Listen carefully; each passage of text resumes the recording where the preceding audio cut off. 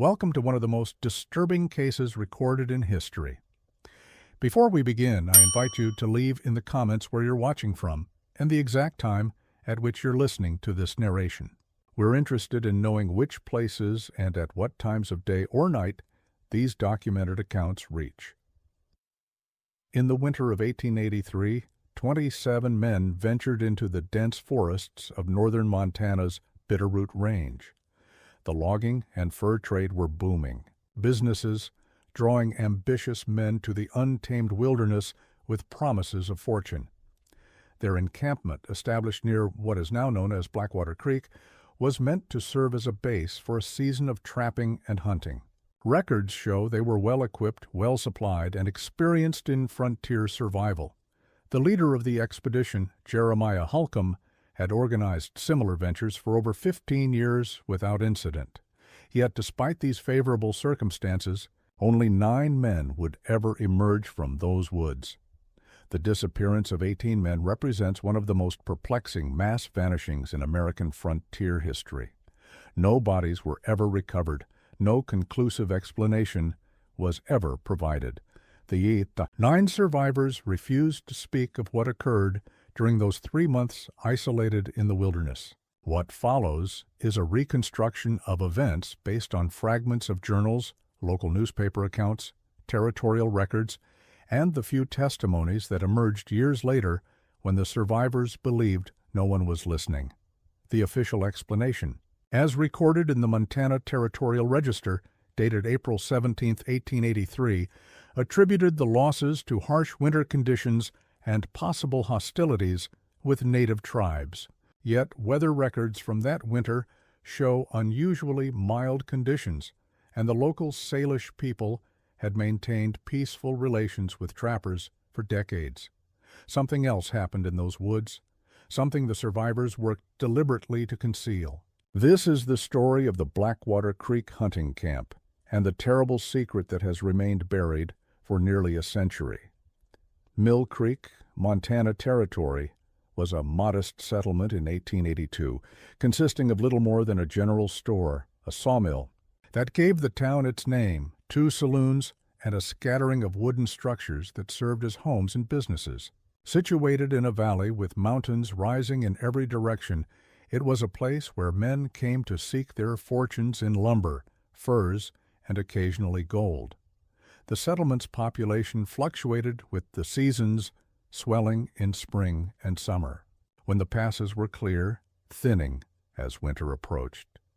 But there were those who saw opportunity in the harsh Montana winters, when fur-bearing animals grew their thickest coats and commanded the highest prices. Jeremiah Holcomb was one such opportunist. At 53 years of age, he had spent the better part of his life in the territories. Originally from Pennsylvania, he had moved westward as a young man, working as a surveyor before establishing himself as an organizer of hunting and trapping expeditions. By 1882, his reputation in Mill Creek and surrounding settlements was well established. He was known as a meticulous planner, a strict disciplinarian, and a man who brought his teams back alive. The Mill Creek Gazette from November 1882 contains an advertisement placed by Holcomb, seeking experienced men for a winter expedition. 3 months' work, equal shares of profits. Previous wilderness experience required. Inquire at Wilson's General Store. According to store ledgers preserved in the territorial archives, 26 men were eventually selected from among the applicants.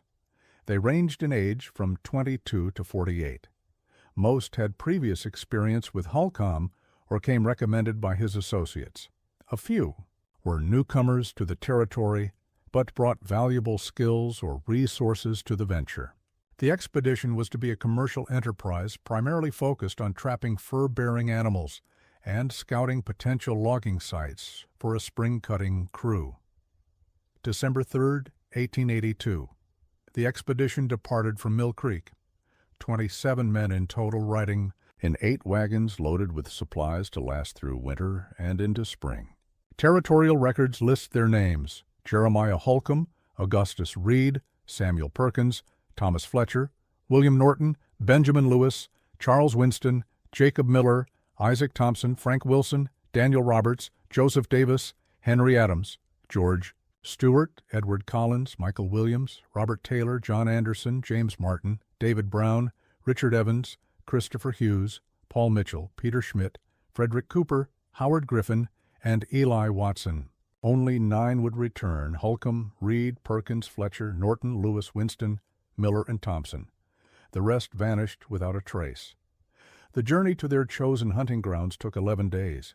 They followed established trails, crossing the Clark Fork River before turning northwest into less charted territory.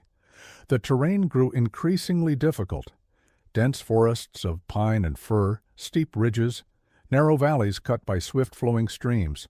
According to Holcomb's journal, they encountered no other humans after the 4th day, though they did come across abandoned trapper cabins and the occasional prospect hole where some hopeful miner had tested the ground for gold. On December 14th, they reached their destination, a relatively flat area in a valley where 3 streams converged to form what Holcomb named Blackwater Creek, due to the dark coloration of the water stained by the tannins from surrounding vegetation. The site was well chosen from a practical standpoint: ample water, natural shelter from the prevailing winds, plentiful game trails visible in the light snow cover, and enough flat ground to establish a substantial camp. They immediately set to work constructing their winter quarters. The men were divided into teams, some cutting timber, others clearing ground, still others beginning the construction of the first cabins. Holcomb's journal from December 15th notes, "Work progresses satisfactorily. All men contribute according to their abilities.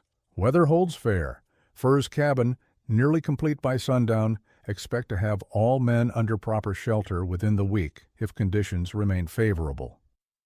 By December 21st, the camp was largely complete, 7 cabins arranged in a rough circle with a larger central structure serving as mess hall and meeting place. A rudimentary stockade of sharpened logs surrounded the perimeter, not for defense against human attackers, but to keep large predators at bay and to prevent the pack animals from wandering. Standard procedure for wilderness encampments of that era. Holcomb established routines immediately. Men were assigned to hunting parties, trapping lines, camp maintenance, and guard duty on a rotating basis. His journal from this period reveals the methodical mind that had earned him his reputation for successful expeditions. Detailed inventories of supplies, records of daily hunting yields, maps of established trap lines radiating outward from the hod, camp, and careful notations of weather conditions. The first 5 weeks passed without significant incident. The men settled into their routines. Trap lines were checked daily. Hunting parties brought in deer, elk, and the occasional moose to supplement their provisions. Pelts began to accumulate: beaver, marten, fox, and the particularly valuable river otter that inhabited the streams. Holcomb's journal entries from this period are mundane, detailing hunting successes, weather conditions, and minor disputes among the men. On January 2, 1883, he wrote, "Norton and Schmidt engaged in heated words over a card game, separated them before matters escalated. Otherwise spirits remain high, trapping lines yielding satisfactory results. Expect first shipment of pelts to be ready by month's end."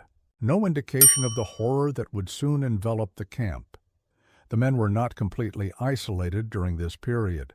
According to Holcomb's journal, a system had been established whereby accumulated pelts would be transported to the nearest trading post, a 5-day journey by horseback, where they would be exchanged for additional supplies and any necessary communications with Mill Creek could be conducted. The first such journey was scheduled for late January, with Wilson and Evans designated as couriers. They never made that journey. January 21, 1883, marks the first anomaly in the record. Holcomb's journal entry for this date contains a curious note. Reed reports unusual findings along the northern ridge, claims to have discovered abandoned camp, no sign of occupants, peculiar markings on trees surrounding site. We'll investigate tomorrow, if weather permits. The next day's entry is brief. Weather did not permit investigation. Reed, agitated, claims to have heard voices in the forest during night watch. Likely overtired, have assigned him to camp duties for 3 days' rest. 3 days later, Holcomb records, Reed continues to speak of voices in the forest, now claims they call his name, have examined him for fever or other ailments, appears physically sound, but mentally distressed, other men beginning to avoid his company. January 26th brings the first indication that Reed's experiences might not be isolated delusions. Stewart and Brown report unusual sounds while checking northern trapline. Describe as whispering that follows, but never comes close enough to understand. Both men of sound character and not given to fanciful notions have instructed all men to travel in groups of 3 rather than pairs until situation clarified. The following day's entry is ominous. Schmidt failed to return from trapline. Cooper and Mitchell sent to search. No sign by nightfall. We'll continue search at first. Light. January 28th. Cooper and Mitchell located Schmidt's final trapline. Traps undisturbed. No sign of Schmidt. Unusual tracks in snow, possibly bear, though pattern inconsistent with any bear sign I've encountered. Men increasingly uneasy. January 29th. Cooper missing as of morning count. Mitchell claims they separated briefly while searching for Schmidt. When he called out, Cooper did not respond. Another search party formed. No success. Camp now down 3 men. Have ordered all trapping activities to be conducted in pairs. No man leaves camp alone. By February 1st, Holcomb's writing betrays growing concern. Men report sounds from forest during night, describe as voices without words, likely wind through rock formations creating unusual acoustics. Nevertheless, have doubled night watch rotation. A pattern was emerging. Men were vanishing 1 or 2 at a time without struggle, without alarm, often when momentarily separated from their companions. The psychological effect on the remaining men was profound. Holcomb's journal documents increasing tension, arguments, sleeplessness, and what he terms nervous disorders among the expedition members. February 3rd. Mitchell located approximately 1 mile from camp, confused and disoriented. Claims to have been led astray by familiar voices. Medical examination reveals no physical injuries, but extreme exhaustion. He speaks of the door in the cave, but becomes agitated when questioned further. Have sedated him with whiskey and laudanum. The situation deteriorated rapidly after this point. Holcomb's entries become sporadic and increasingly disturbed in tone. From February 5th, Mitchell found dead this morning. No apparent cause, body cold, features frozen in expression of extreme terror. Men insist on burial outside camp perimeter. Despite frozen ground, 4 hours to dig adequate grave. Roberts led prayer service. Morale at lowest point. That same day, Watson, Hughes, and Taylor failed to return from hunting expedition. Griffin and Anderson volunteered for search party, reluctantly approved, despite growing darkness. Neither they nor the hunting party returned by midnight. Camp now down 8 men. Remaining men insist on gathering in Central Hall rather than dispersing to individual cabins.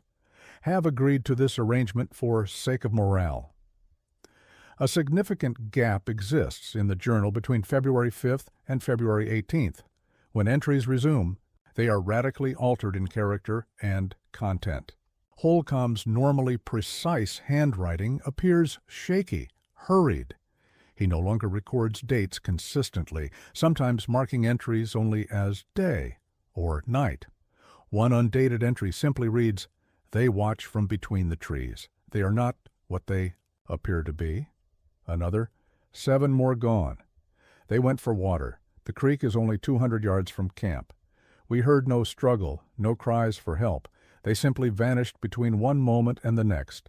Those remaining refused to speak of it, as if silence might protect us. The final entry, presumed to be from late February. We leave at first light.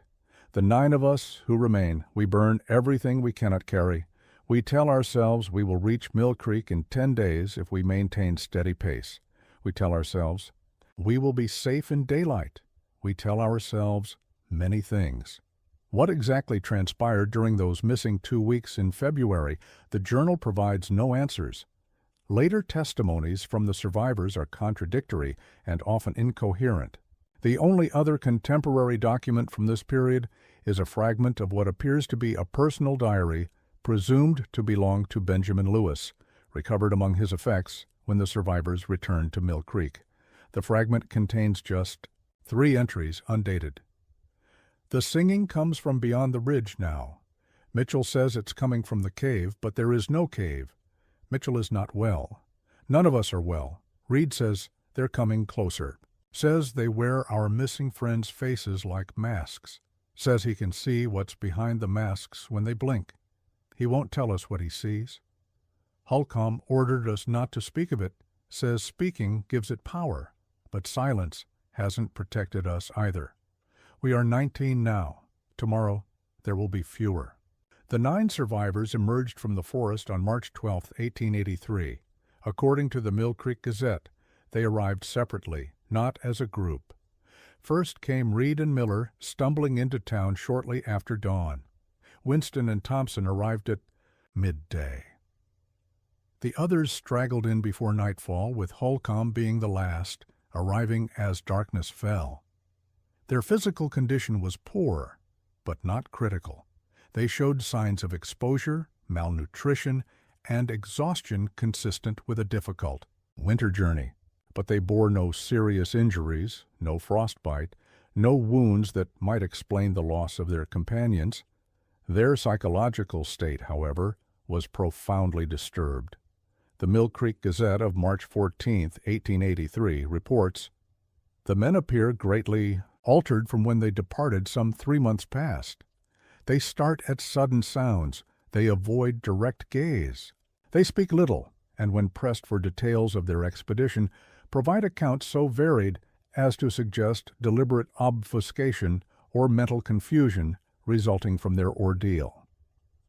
Their accounts of what happened varied so dramatically that authorities quickly became suspicious. Reed claimed they had been separated during a blizzard.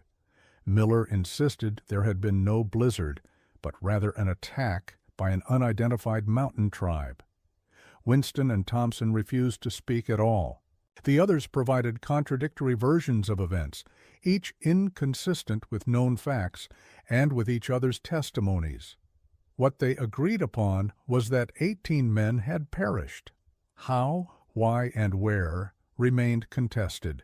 No coherent explanation emerged.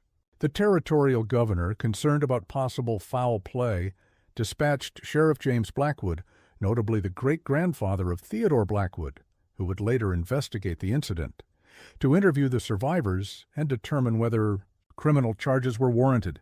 Sheriff Blackwood's report, preserved in territorial records, concludes, "While inconsistencies in their accounts raise suspicions, there is no physical evidence of wrongdoing. The men appear traumatized rather than guilty. I recommend medical attention rather than legal action. Doctors who examined the survivors noted unusual symptoms.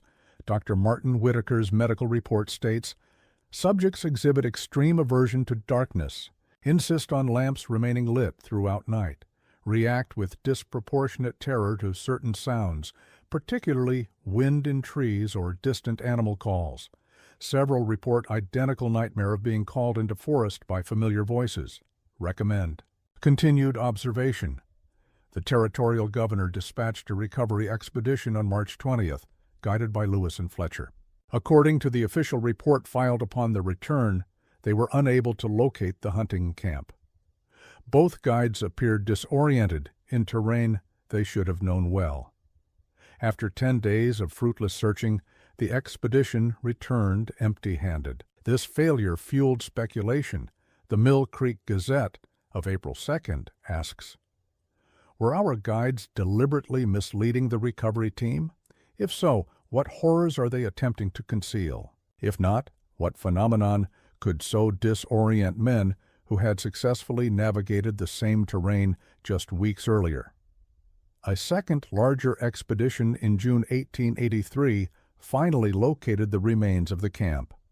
They found the burned remnants of cabins consistent with Holcomb's journal entry about burning everything before departure. They found no human remains, no personal effects, no evidence of violence or struggle. The official report notes, "Site appears to have been abandoned in haste, but without disorder. No indication of attack or natural disaster. The fate of the missing men remains undetermined." This expedition made another discovery not mentioned in the official report, but recorded in the private journal of Alexander Reynolds, the team's cartographer. Reynolds writes, "Located unusual cave formation approximately 1 mile north of campsite. Entrance partially concealed by fallen timber. Interior walls covered with markings unlike any I have encountered. Not Indian pictographs, not minor symbols, not natural formations. Geometric patterns that seem to shift when viewed from different angles. Expedition leader ordered cave sealed with dynamite after 2 team members reported hearing voices calling from its depths. Detonation successful. Entrance completely collapsed."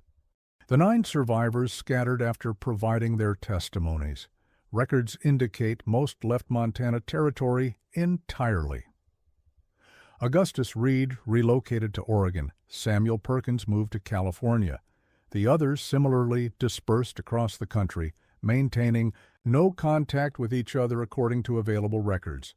Jeremiah Holcomb remained in Mill Creek briefly before departing for Seattle in late 1883. His journal, which he had carried out of the forest, was donated to the Territorial Archives. Under the condition it remained sealed for 75 years after his death. It was finally opened in 1960. Holcomb, having passed away in 1885, reportedly by his own hand. The mystery might have ended there, relegated to local folklore, had it not been for Theodore Blackwood, a graduate student at the University of Washington, who encountered Holcomb's journal while researching frontier settlements for his doctoral thesis in 1962. Blackwood became obsessed with the Blackwater Creek incident. His research notes, preserved in university archives, document a methodical investigation spanning nearly a year.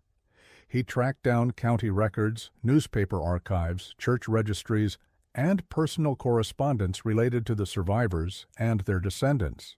Most significantly, he conducted interviews with the still living relatives of the 9 men who had emerged from the forest in 1883. These interviews reveal disturbing patterns.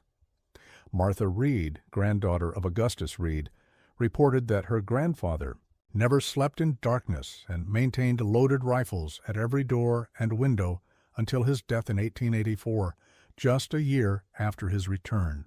William Perkins, grandson of Samuel Perkins, recounted family stories of his grandfather's episodes, periods where he would insist that friends long dead were watching him from the corner of the room, wearing faces that didn't fit right. Blackwood's research also revealed that of the 9 survivors, 7 died within 2 years of their return, most by suicide or under questionable circumstances. Augustus Reed shot himself in October 1884. Samuel Perkins drowned in the Sacramento River in January 1885, though witnesses reported he was a strong swimmer. Thomas Fletcher was found hanging in his barn in March 1884 with what the coroner described as an expression of extraordinary terror on his face. Only Jacob Miller and Isaac Thompson lived to old age, both becoming recluses in their later years. Miller died of natural causes in 1927 at the age of 76. Thompson outlived them all, passing away in 1931 at 82. In Thompson's personal papers, discovered after his death by his son Edward Thompson, Blackwood found a sealed envelope marked to be burned unread upon my death. Edward Thompson had retained the envelope but honored his father's wish not to read its contents. He provided it unopened to Blackwood, who persuaded him that the historical value of its contents justified breaking. this promise. Inside was a detailed account of what Thompson claimed had occurred at Blackwater Creek. The document, dated January 3, 1930, begins, "I am the last living witness to what happened at Blackwater Creek in the winter of 1883. As death approaches, I find the need to record the truth, though I have spent my life concealing it. Let this account serve as both confession and warning." According to Thompson, the trouble began not with the disappearance of Schmidt, as Holcomb's journal suggests, but several days earlier. Thompson writes, "It was Reed who found the cave, not an abandoned camp, as Holcomb recorded. A cave, its entrance, half hidden by fallen timber. Inside, Reed discovered peculiar markings carved into the stone walls, not Indian signs, not miners' markings, something older, something none of us recognized. Reed brought others to see his discovery." Thompson continues, "7 of us entered the cave with Reed. Holcomb refused to go, saying he had trapping lines to check. Inside, we found the markings extended deep into the mountain. Fletcher, who had some schooling, said they resembled no language he knew but had a mathematical precision to them. Roberts noticed they seemed to change when viewed from different angles, as if shifting under our gaze." Thompson describes how they discovered a chamber deep within the cave system. The walls opened into a space larger than our mess hall. At its center stood what Roberts called a door frame with no door, a perfect rectangle of stone standing unsupported on the cave floor. Beyond it, only the far wall of the chamber was visible. Yet something about that frame made us uneasy. The air around it seemed to waver like heat rising from summer rocks. What happened next, according to Thompson, defies rational explanation. Schmidt was closest to the frame. He reached toward it, not touching, merely pointing. Said he felt a cold draft coming through. Then he stepped forward, as if to pass around the frame. Instead, he passed through it. One moment visible, the next gone. No sound, no flash of light, simply gone, as if he'd never been. Panic ensued. The men fled the cave, returning to camp. They told Holcomb and the others what they'd witnessed. Most dismissed it as a prank or hysteria. Cooper and Mitchell, however, insisted on returning to investigate, convinced Schmidt was playing an elaborate joke. They never returned. Thompson's account grows increasingly disturbing from this point. He describes how, over the following weeks, men continued to vanish not only from the cave, which they'd sealed shut with felled timber, but from the camp itself. They were taken in moments of solitude. A man would step behind a cabin for privacy or walk to the edge of the clearing, to relieve himself and never return. No tracks leading away, no signs of struggle. More terrifying were the voices. Thompson writes, "We began to hear them after the first week. Familiar voices calling from the forest, Schmidt's voice, Cooper's voice. Each man who had vanished calling to those who remained, asking for help, begging to be let back into camp. We maintained strict discipline. No one responded. No one ventured out after dark. But each night the voices drew closer. Each night they sounded less human." Most disturbing of all was Thompson's description of what they began to see at the forest's edge. They looked like our missing companions, standing just beyond the firelight, but wrong somehow. Their proportions subtly altered, their movements too fluid or too rigid, their faces expressionless, even when calling out in apparent distress. And their eyes, when the firelight caught their eyes, they reflected back, not red as an animal's, might, but a deep, impenetrable black. By February, according to Thompson, the survivors had split into factions. One group, led by Winston, advocated abandoning the camp immediately. Another, under Roberts, insisted they must find and recover their missing companions. Holcomb maintained they should wait for better weather before attempting the journey back to civilization. The breaking point came when Roberts and his faction ventured into the forest one morning, armed and determined to locate the missing men. They were 15 when they left camp, Thompson writes. By nightfall, none had returned. We heard their screams. Throughout the afternoon, distant at first, then closer, then abruptly silenced. When darkness fell, 17 figures stood at the forest's edge.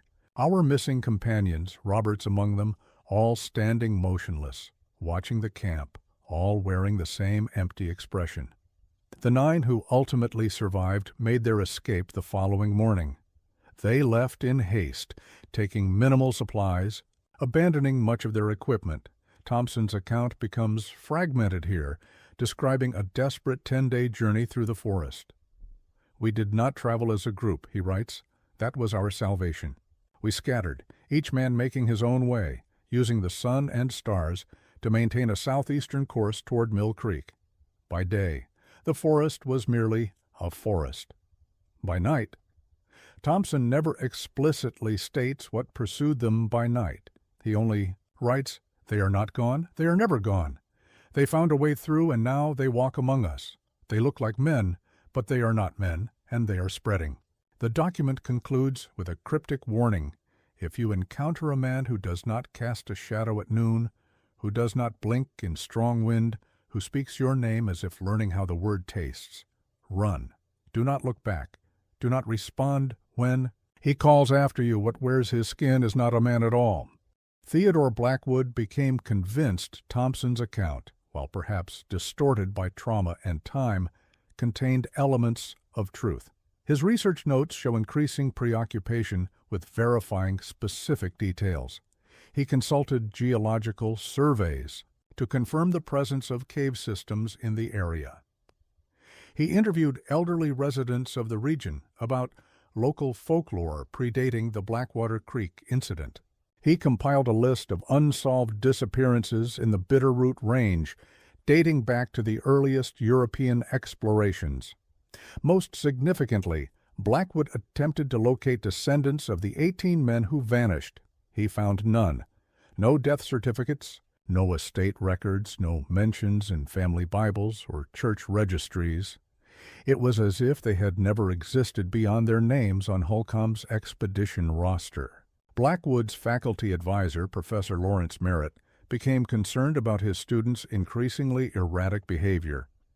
In a letter to the department chair dated May 12, 1963, Merritt writes, "Blackwood has abandoned all pretense of academic objectivity. He speaks of the Blackwater incident as if it were occurring in the present rather than 80 years past. He reports unusual sounds outside his apartment at night. He has taken to carrying a sidearm, claiming it contains silver bullets, though I suspect this is merely a bizarre joke. I recommend a leave of absence." Before any action could be taken, Blackwood departed Seattle for Montana. His last known communication was a postcard to Merritt dated June 7, 1963. "Leaving tomorrow for the Bitterroot Range. Have coordinates for the camp location. Will verify Thompson's account directly. If I do not return by July 1st, notify Sheriff's Department in Missoula." University records indicate Blackwood departed Seattle on June 8, 1963. He never returned. A search party found his abandoned campsite 3 weeks later. His research materials, including Thompson's account, were recovered intact. Blackwood himself was never located. The University of Washington's Department of History officially closed Blackwood's case in September 1963, listing him as missing, presumed deceased due to wilderness accident. His research was archived, largely forgotten until 1968, when Professor Marion Leach discovered it while organizing departmental records. Leach, intrigued by Blackwood's findings, conducted her own investigation. She never ventured into the field, instead focusing on historical records and interviews with locals in the Bitterroot region. Her research uncovered a disturbing pattern. The area surrounding Blackwater Creek had been the site of multiple disappearances stretching back to the earliest European explorations. French trappers in the 1820s referred to it as La Forêt qui prend, the forest that takes. Native legends spoke of a thin place where the boundary between worlds could be crossed under certain conditions. Most significantly, Leach discovered that the 9 survivors of the 1883 incident were not the only ones to emerge from the forest that season. Between March and October 1883, 11 strangers appeared in settlements throughout Montana Territory. Men with no history in the region, men who could not or would not account for their origins. Men who, according to local records, exhibited peculiar behaviors and mannerisms. Leach compiled a list of these individuals from territorial records, newspaper accounts, and church registries. Among them, John Smith, likely an assumed name, who appeared in Helena in April 1883. Described in the police reports as speaking in a monotone and standing motionless for hours.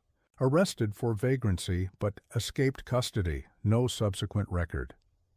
Thomas Green, who arrived in Buick in May 1883, established himself as a barber. Customers reported he rarely blinked and breathed only when speaking. Shop found abandoned in October 1883. No further record. William Jones, who took a position as schoolteacher in a small settlement near present-day Missoula in September 1883. School records note his unusual stillness and tendency to watch children without speaking. Disappeared after parents complained of children's nightmares. No subsequent record. The pattern was consistent. Men who appeared suddenly, exhibited unusual behaviors, integrated briefly into communities, then vanished without explanation. Leach found similar cases in neighboring territories and states in subsequent years, suggesting a gradual dispersal from the original location. Leach's research culminated in a monograph titled Echoes from Blackwater: Displacement and Identity in Frontier Catastrophe. The university declined to publish her work, citing methodological concerns. Leach resigned her position in 1969. Her subsequent whereabouts are unknown. The final document at the University of Washington's archive relating to the Blackwater Creek incident is a letter from Edward Thompson, son of survivor Isaac Thompson, to Professor Leach. Dated July 1969, it reads in part, "Your inquiry regarding my father's account has caused me considerable distress. I had hoped the document would remain unread, as he wished. Now that its contents are known, I feel compelled to share one additional detail. In his final years, my father became convinced he was being watched. He installed locks on every door and window of his home. He refused to go out after sunset. The night before his death, he called me to his bedside and said, 'They've found me at last. The ones who took Schmidt and the others, they wear their faces still, though it's been 50 years. I dismiss this as the rambling of a dying man. Now, having read your summary of his written account, I am less certain. Last week I saw a man standing across the street from my home. He remained motionless for hours, watching my house. When approached by a neighbor, he identified himself as Peter Schmidt, the name of one of the men who vanished in 1883. The neighbor thought nothing of it, but I remembered my father's stories. I am leaving town tomorrow. I advise you to abandon this line of research." The Blackwater Creek incident has largely faded from public memory. The area was incorporated into national forest land in the early 20th century. Modern maps no longer identify Blackwater Creek by name. The precise location of the hunting camp and the cave described by Thompson remain unknown, yet occasionally reports emerge from the region that echo elements of the original incident. In 1922, a lumber surveying team of 5 men disappeared while assessing timber resources. In 1947, 3 hikers vanished from a marked trail, their equipment found neatly arranged beside the path. In 1958, a family of 4 went missing during a camping trip, their vehicle discovered with a flat tire at a Forest Service road turnout. Forest Service records from the 1940s through the 1960s document unusual animal behavior in the region, birds falling silent in mid-song, game animals abandoning traditional territories, predators exhibiting uncharacteristic avoidance of certain areas. Rangers assigned to the district frequently requested transfers. Several reported hearing voices in the forest, particularly at dusk. These reports were systematically dismissed as the effects of isolation and difficult working conditions. In 1965, a geological survey was conducted in the region as part of a broader resource assessment. The survey team's report contains a curious footnote: anomalous acoustic properties observed in Sector G7. Sound appears to reflect in unpredictable patterns, creating impression of voices where none exist. Recommend further study by qualified acoustic specialists. No such study was ever conducted. A 1967 internal memo from the U.S. Forest Service's regional office references unauthorized excavation in the same area. Evidence of recent digging discovered by Ranger Patrol appears to be attempt to access cave system. No permits issued for archaeological or geological exploration in this sector. Recommend increased patrols. The subsequent patrol reports indicate no suspects were identified. What truly happened to the 18 men who vanished from the Blackwater Creek hunting camp in 1883? The official explanation, harsh weather, possible conflict with native tribes, satisfies only the most cursory examination. The survivors' contradictory accounts suggest a deliberate attempt to obscure the truth. Thompson's narrative, while potentially compromised by trauma or mental instability, aligns with local legends and subsequent incidents in ways that cannot be easily dismissed. Perhaps most disturbing is the implication in Thompson's final writings that whatever the men encountered in the forest did not remain there. His claim that they are spreading suggests a threat not contained to a remote wilderness location, but one that might manifest anywhere. They look like men, but they are not men, he wrote, a warning, a delusion, or the documentation of an ongoing infiltration. One final document merits attention. In 1967, during routine maintenance of the Montana Historical Society archives, a staff member discovered a previously uncatalogued letter apparently written by Jeremiah Holcomb shortly before his death in 1885, addressed to the territorial governor, but never delivered. The letter contains a single paragraph. "I write not to confess, but to warn. We brought something back with us, not in our hands or in our packs, but in our minds. A door once opened cannot be fully closed. They watch me now, as I write these words. They wear familiar faces, Schmidt, Cooper, Roberts, and the others.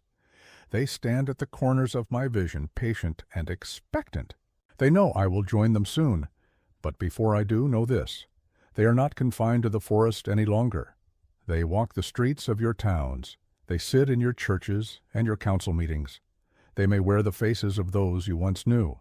Trust nothing. Trust no one. The door stands open, and they continue to come through." The letter was filed away, dismissed as the ravings of a man descending into madness. Yet, in light of Thompson's account and the patterns uncovered by Blackwood and Leach, it takes on a more ominous character. In 1968, a curious incident occurred in Seattle.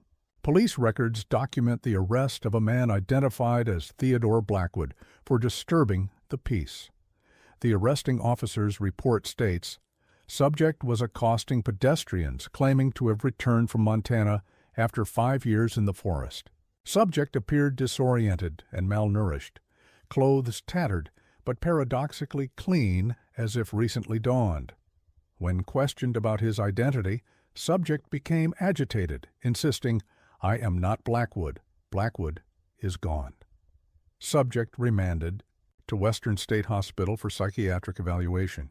Hospital records indicate the man was released after 3 days, having been deemed no threat to himself or others. The examining physician's notes include the observation, patient exhibits unusual speech patterns, often pausing mid-sentence as if listening to unheard voices. Maintains fixed stare without blinking for uncomfortable durations. Claims to be Theodore Blackwood, but demonstrates no knowledge of Blackwood's academic work or personal history.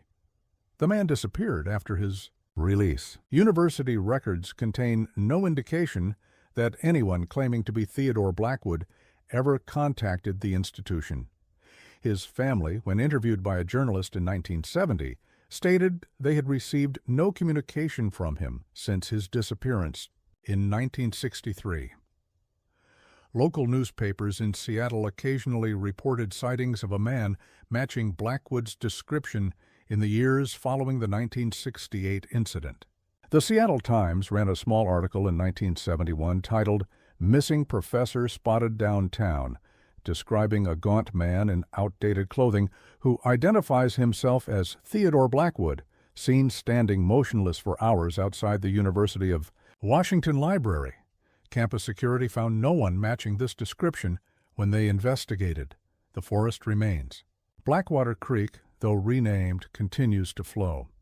The cave, if it exists, has never been officially located. 27 men entered the wilderness in December 1882. Only 9 emerged. What became of the other 18 and what might have emerged in their place remains one of the most disturbing unsolved mysteries of the American frontier. In 1972, Park Ranger David Corbin filed an unusual incident report while patrolling what is now the Lolo National Forest, an area that encompasses the presumed location of the Blackwater Creek Camp.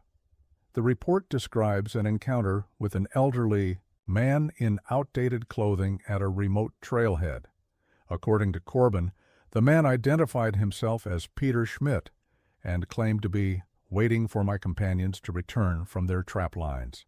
When Corbin pointed out that no trapping was allowed in the national forest, the man reportedly smiled and said, "The forest has its own rules." When Corbin turned to radio for assistance, the man vanished. A subsequent search found no tracks, leading away from the location. Corbin's report concludes with a personal note. Subject's manner was deeply unsettling. Maintained eye contact without blinking. Spoke in monotone. Skin appeared waxy or artificial under flashlight. Request permission to avoid solo patrols in this sector. Permission was granted. Corbin transferred to Yellowstone National Park, the following year, similar reports surfaced periodically in the region. In 1985, a hunting party reported encountering men standing motionless among the trees at dusk. The hunters described them as dressed like old-time trappers and watching us, without speaking. When approached, the figures reportedly retreated into the forest, moving with unusual speed and coordination. The hunters cut their trip short, claiming the encounter had spooked their horses. In 1994, a group of college students on a weekend hiking trip reported hearing voices calling from off-trail near sunset. One student separated from the group to investigate and did not return. Search and rescue operations located the missing student 2 days later, disoriented and suffering from exposure, with no memory of where he had been. According to the incident report, he repeated one phrase during his rescue: "They wear familiar faces, but they are not who they appear to be." Perhaps most disturbing was the discovery made during construction of a new fire access road in 2002. Workers uncovered what appeared to be an old cabin foundation approximately 10 miles from the nearest known historical settlement. Archaeological assessment dated the structure to the late 19th century. Among the artifacts recovered was a metal button bearing the initials PS, potentially connecting it to Peter Schmidt, one of the vanished trappers. The archaeological report notes that the cabin appeared to have been deliberately burned, with evidence suggesting the fire had been set from within. In the decades since Blackwood's disappearance, the Bitterroot Range has been fully mapped, its forests harvested and regrown, its wildlife studied extensively. Yet even today, local guides warn visitors against camping near certain unmarked streams. Forest Service employees rotate out of the district at rates higher than comparable assignments. And occasionally, hikers report curious encounters, familiar voices calling from dense undergrowth, figures glimpsed between trees that move in ways that seem almost, but not quite, human. In 2013, a documentary filmmaker named Rachel Carter began researching the Blackwater Creek incident for a potential series on unsolved historical mysteries. Her production notes, shared with colleagues, show a methodical approach. Interviews with local historians, consultation of archival materials, on-location scouting in the Lolo National Forest. Her final email to her producer, dated September 18, 2013, reads, "Think I've located the actual site of the Blackwater camp. Matches Holcomb's descriptions perfectly. Planning final scout tomorrow with local guide. If it checks out, we'll start filming next week." Carter never returned from that scouting trip. Her rental car was found at a trailhead parking area, locked and undisturbed. Her camera equipment was missing. The guide she had arranged to meet claimed she never arrived for their appointment. Search operations continued for 2 weeks before being suspended due to early snowfall. When they resumed in spring 2014, no trace of Carter was found. 3 months after Carter's disappearance, a strange video was uploaded to her professional YouTube channel. The footage, shaky and partially obscured, shows a densely wooded area at dusk. A woman's voice, presumably Carter's, narrates Day 3 of solo search. "I think I found it." These foundations match the description in Holcomb's journal. The camera pans across what appear to be stone foundations, overgrown with vegetation. The narration continues, "There's something else here, some kind of structure, not on any of the maps." The footage shows a rocky outcropping with what might be an opening. The camera moves closer, revealing darkness beyond. The narrator's voice grows excited.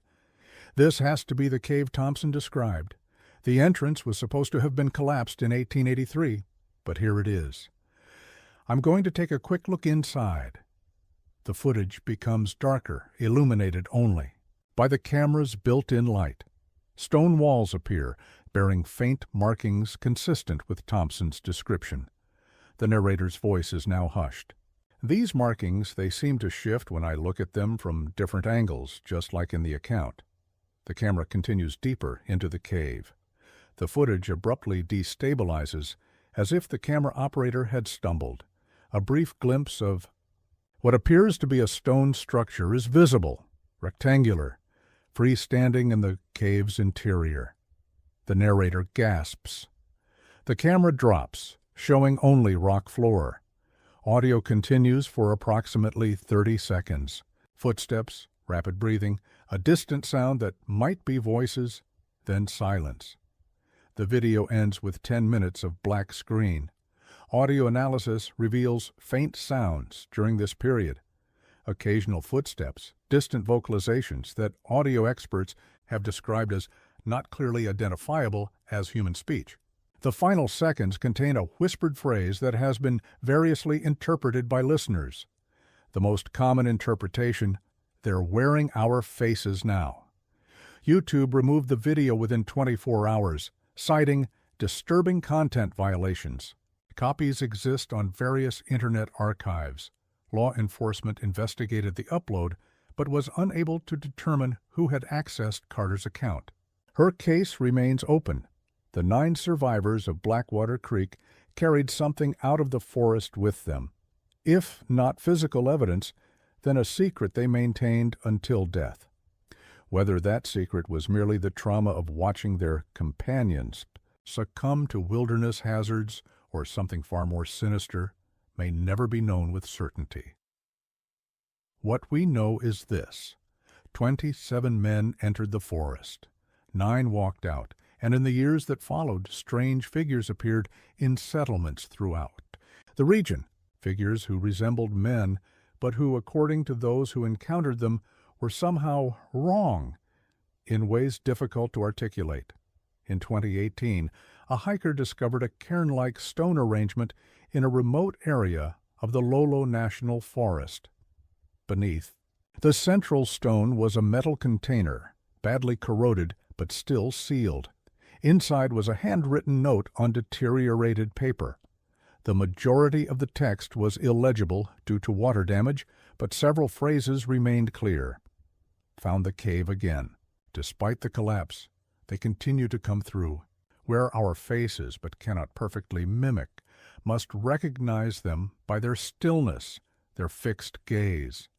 I do not trust even familiar faces in the forest. The note was signed T.B., potentially Theodore Blackwood, though handwriting analysis was inconclusive due to the paper's condition. The location was approximately 15 miles from where Blackwood's campsite had been discovered in 1963. The Forest Service employee who first examined the note requested transfer the following week. In his exit interview, he stated only that he no longer felt comfortable working alone in that district. When pressed for specifics, he refused to elaborate, saying, "Some things are better left unspoken." Recent years have seen increased interest in the Blackwater Creek incident among paranormal researchers and conspiracy theorists. Internet forums contain hundreds of posts speculating about what happened to the 18 missing men. Theories range from the mundane, bear attacks, tribal conflicts, infighting, to the fantastic, alien abduction, interdimensional portals, possession. Most unsettling are the claims of contemporary encounters. Since 2010, over 30 posts have appeared on various forums describing experiences in the Lolo National Forest consistent with elements of the Blackwater Creek accounts. Voices calling from dense forest, figures that move in unnatural ways, men in outdated clothing who stand motionless among the trees. While many such claims can be dismissed as hoaxes or misperceptions, their consistency with historical accounts raises disturbing possibilities. In 2021, a small team of researchers from the University of Montana's Anthropology Department conducted a limited archaeological survey in the area believed to contain the Blackwater Creek campsite. Their preliminary report notes evidence of 19th century human habitation consistent with temporary encampment, multiple cabin foundations identified, evidence of deliberate burning, no human remains located, survey terminated prematurely due to team members reporting auditory hallucinations and psychological distress. The team leader, Dr. Rebecca Stern, elaborated in a subsequent interview, "Something about that location affected my team psychologically. 3 experienced field researchers, all reporting the same symptoms, voices calling their names, peripheral visual disturbances, profound and irrational dread. I've worked archaeological sites across North America for 20 years and never experienced anything like it. We collected our samples and left. None of us would consider returning. The samples collected included soil from the cabin foundations, fragments of burned wood, rusted metal objects, and stone from a nearby cave entrance. Preliminary analysis of the cave stone revealed unusual properties, microscopic patterns that seemed to shift depending on the angle of observation, consistent with both Thompson's account and Blackwood's notes. Further study was abandoned when 2 laboratory technicians reported headaches and auditory hallucinations after prolonged exposure to the samples. All materials were subsequently sealed and placed in secured storage at the university. Dr. Stern's request for a more comprehensive investigation was denied. The official reason cited was budgetary constraints. Unofficially, colleagues reported that university administrators had received concerning information from federal agencies regarding the site. They may walk among us still. The forest keeps its secrets. The door once opened remains ajar, and somewhere in the dense woods of the Bitterroot Range, the echo of what happened at Blackwater Creek in the winter of 1883 continues to resonate. A warning unheeded, a mystery unsolved, a horror undimmed by the passage of time. In 2022, a hiker reported a strange encounter to Forest Service personnel. While resting at a remote stream crossing, he observed a man in old-fashioned clothing standing motionless on the opposite bank. When approached, the man identified himself as Jeremiah Holcomb and claimed to be waiting for my men to return from their trapping lines. The hiker, unaware of the historical significance of the name, thought nothing of it until he mentioned the encounter to a ranger who recognized the name immediately. A subsequent check of the area found no tracks or evidence of another person's presence. The ranger's report concludes, possible case of mistaken identity or fabrication. Alternatively, witness encountered individual with knowledge of local history engaging in historical reenactment. No further action warranted. The report was filed and forgotten, but the questions remain. What if the 18 men who vanished in 1883 never truly left the forest?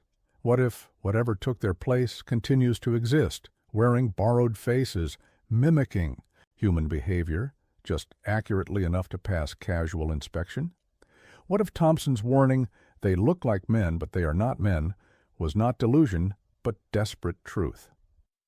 The Blackwater Creek incident offers no definitive answers, only disturbing possibilities. In the absence of conclusive evidence, each of us must decide how much credence to give the accounts of traumatized survivors, obsessed researchers, and modern witnesses. Perhaps the explanation is mundane: the psychological effects of isolation, the unreliability of historical records, the human tendency to pattern match and create narrative from coincidence. Or perhaps something truly inexplicable occurred in those woods, something that continues to ripple outward through time, touching lives far removed from the original event. Perhaps the door Thompson described remains open, a passage between worlds that was never successfully closed. Listen carefully in the silence between heartbeats. Their voices might be calling your name. And if you hear them, if you feel drawn toward the dense shadows between ancient trees, remember Thompson's final warning. If you encounter a man who does not cast a shadow at noon, who does not blink in strong wind, who speaks your name as, if learning how the word tastes, run. Do not look back. Do not respond when he calls after you. What wears his skin is not a man at all. For the 27 men who entered the Montana wilderness in 1883, what began as a routine expedition ended in mystery and horror. Only 9 returned, forever changed by their experience. The other 18 vanished into history, or perhaps into something far stranger. Their true fate remains unknown. Their story a disturbing footnote in the chronicles of the American frontier. The forest remains. Blackwater Creek, though renamed, continues to flow. And somewhere in the dense woods of the Bitterroot Range, something watches and waits, something that wears familiar faces, something that calls with familiar voices, something that entered our world through a door that should have remained closed. Don't forget to subscribe to my channel and support us for more content like this.